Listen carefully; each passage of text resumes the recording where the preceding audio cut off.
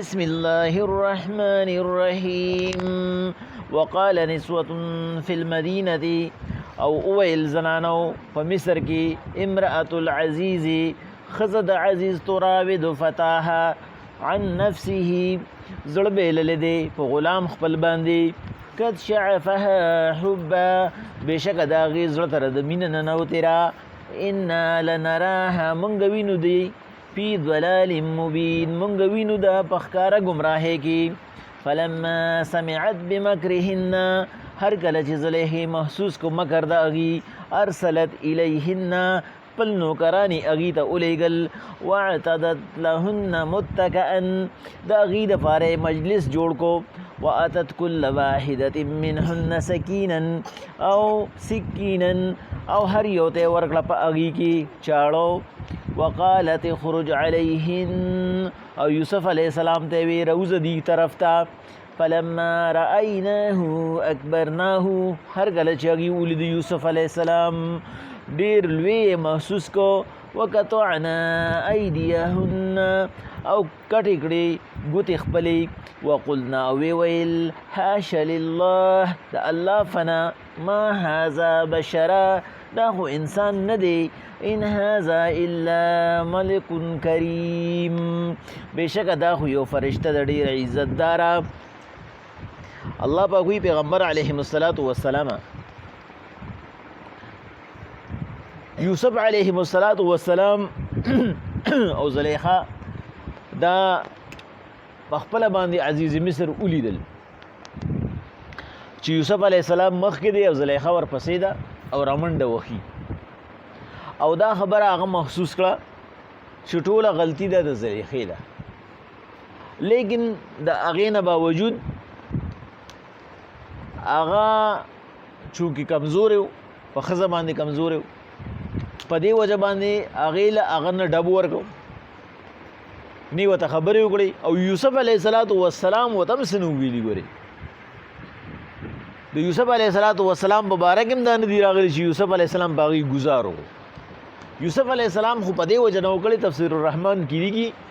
چې که یوسف علیه السلام ګزار ورکاو نو د هغې مسله نوره مضبوطې ده چې هغې به وګوره د په ما زور لګاو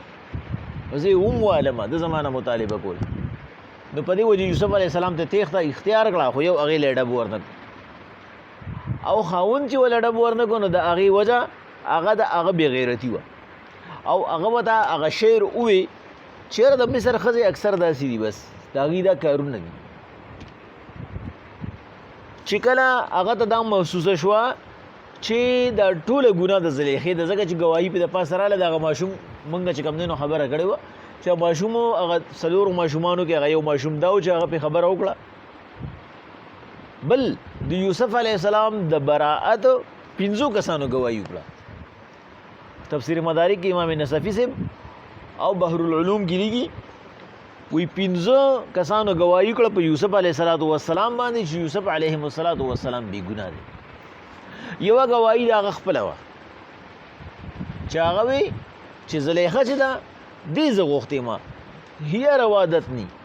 عن نفسه دې زما نه خپل نفس هغه طلب کړی دی خپل خواهش رانه طلب کړی دا هغه وه دویمه ګواهي پې د عزیز مصر وه چې هغه ورته وی زلیخې دی وی ان کیدکن دا ستاسو مکر دی مقصد دا دی یوسف چې دی دی بالکل بې ګناه دی دا ستا مکر دی او په درېیم ځای کې الله وی لنصرف عن السوء مونږ ترې نه ګناه واړو مونږ دې د ګناه نه وړولې ګناه دا دلته کې چې کوم دی نه الله پاک لنصرف عن السوء وی او سوءها یې اونوي ځکه چې سوءها به په هغه وخت کې راته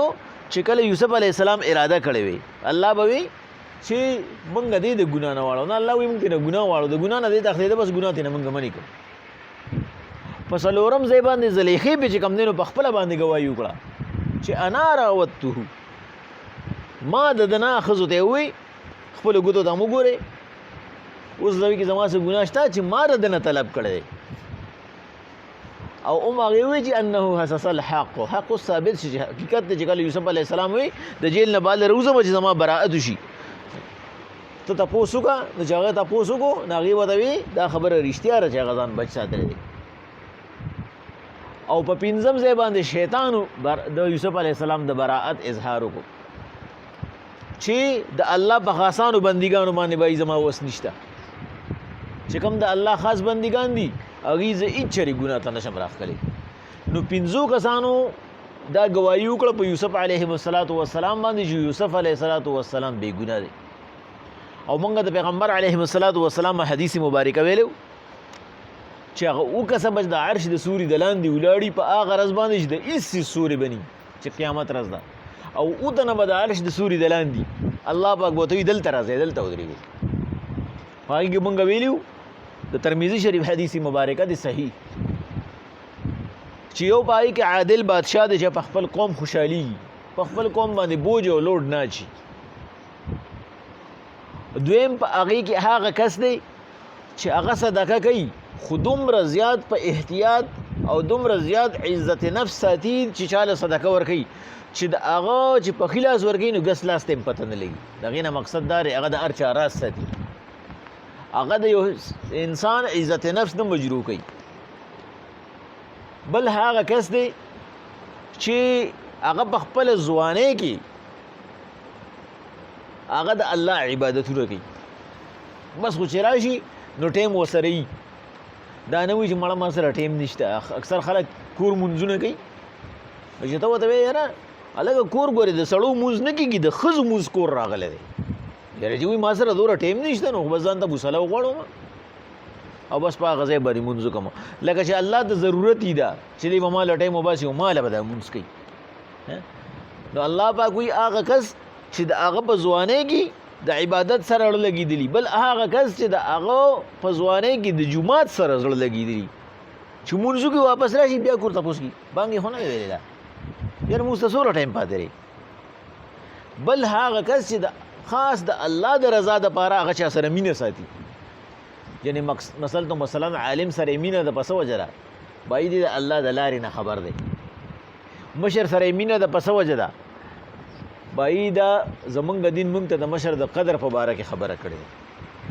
نو د هغه به خپل ذاتي مقصد نه چې د نه به ما ته په دې باندې څه فایده حاصله شي، نه د الله د رضا دپاره به الله ویلي دي او د الله د رضا دپاره هغه سره مینه کوي، نو هغه به د عرش د سوري د لاندې. او بل په هغې کې هغه کس دی چې هغه ته یو صاحب منصب حسین جمیل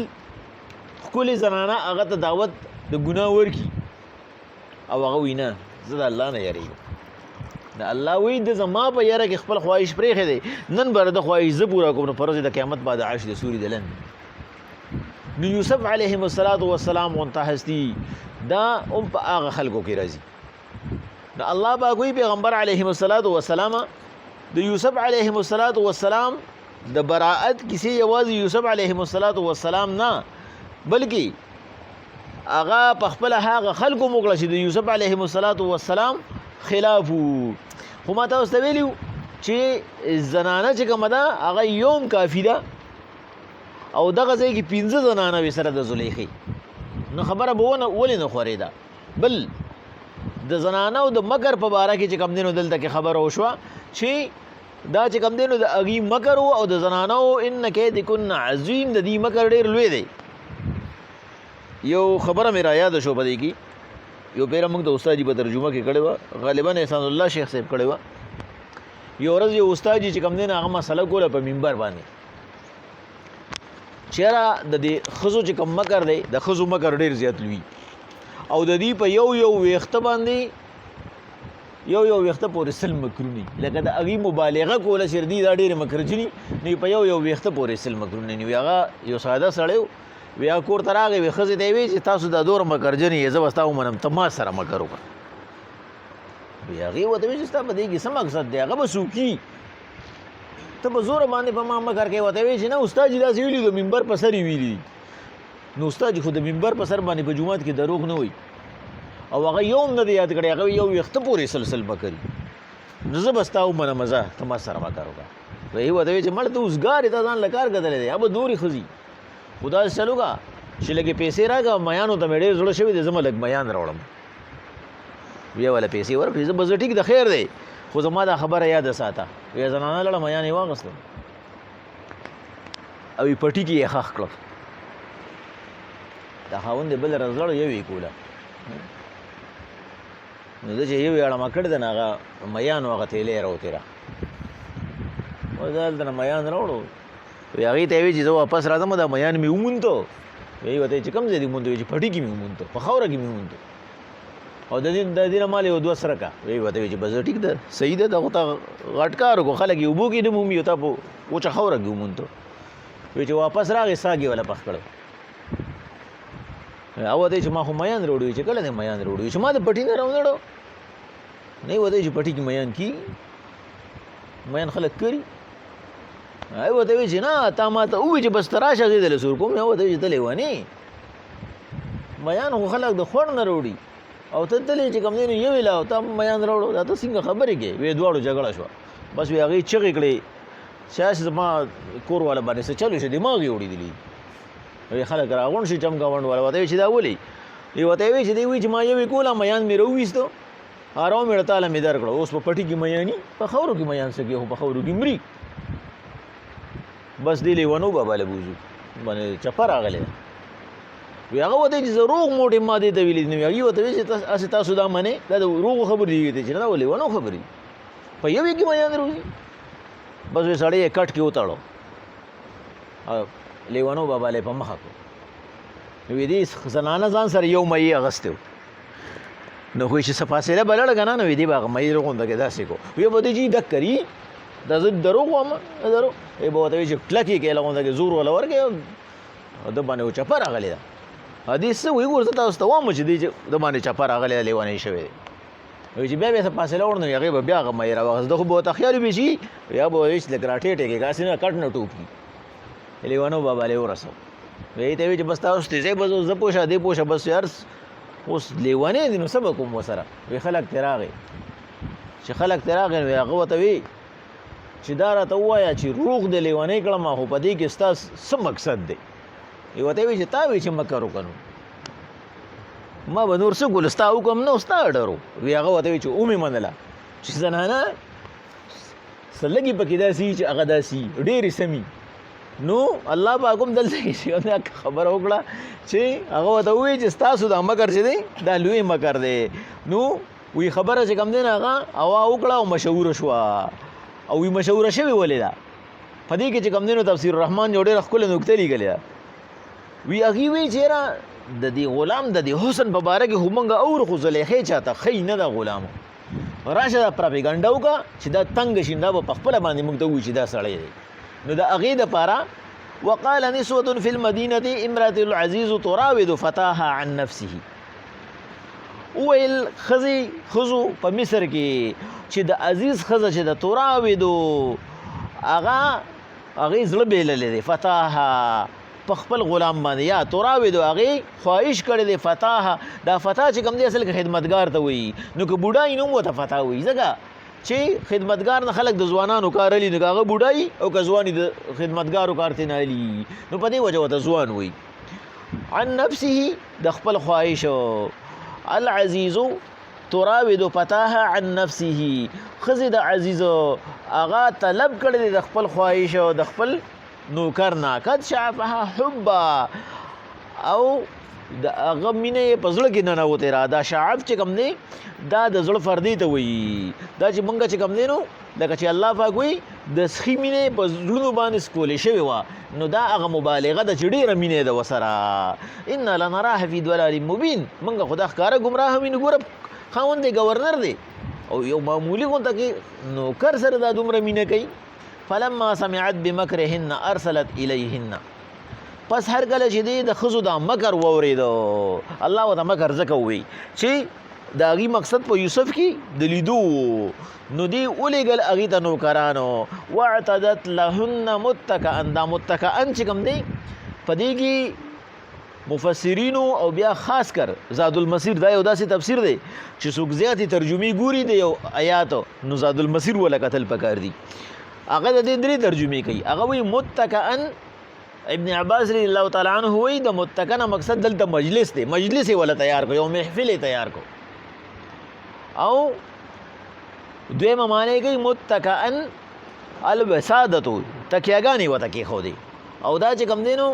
د مجاهد سے په قول باندې چې دا د ابن عباس تعالی عنہ شاګرد دی دا هغه په قول باندې د المسیر نقل کړی دی چې د متقد دویمه معنی چې کومه ده هغه بالغ دی او درېمه معنی چې کومه ده هغه طعام دی او دا زاد المسیر نقل کړی دی د ابو صالح سے په قول باندې هغه وی یا مجلس وته جوړ کو درې واړه معنی راځي یا تکیاګانی وته کې خو دی یا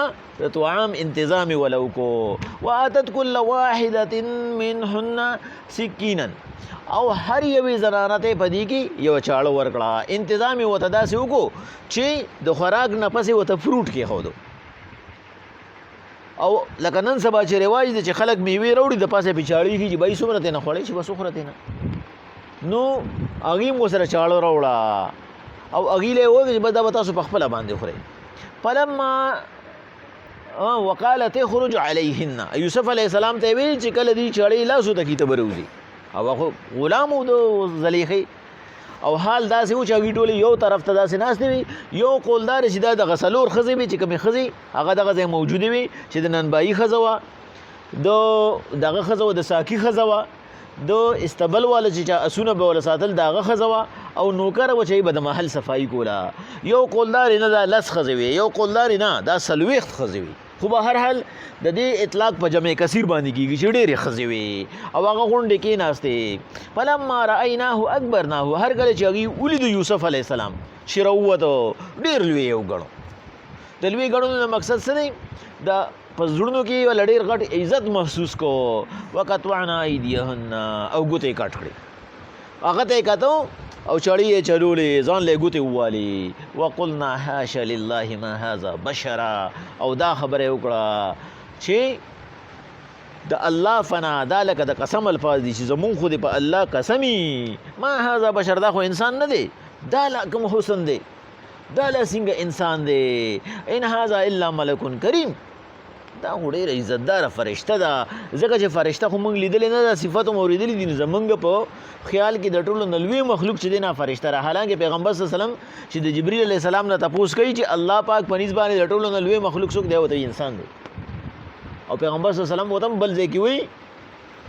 انسان غوره دی د فرشتو نه ځکه چې ته ما طرف ته راځې زه تا طرف ته نه یم درغلی ته ماله راځې دلته خو زمونږ خپله دا نظریه ده چې یو انسان هغه ډېر زیات ښکلي یا ډېر زیات نیک کردار وي نو مونږ وایو یاره سمه فرشته ده نو په دې وجه باندې هغه زنانه هم ووایي ان هذا الا ملک کریم نه دی دا یوسف علیه السلام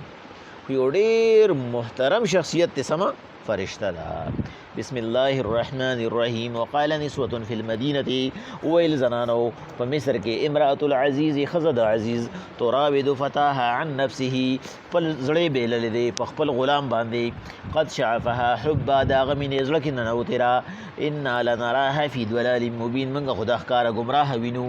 فلما سمعت بمکرهن هر کله چې هغې واورېد مکر د زنانو ارسلت الیهن هغې ته یې خپل نوکران ولیږل واعتدت لهن متکئا او د هغې دپاره یې د دعوت پروګرام وکړو وآتت کل واحدة منهن سکینا او هر یوې کسې ته یې د هغې نه چړه ورکړه وقالت اخرج علیهن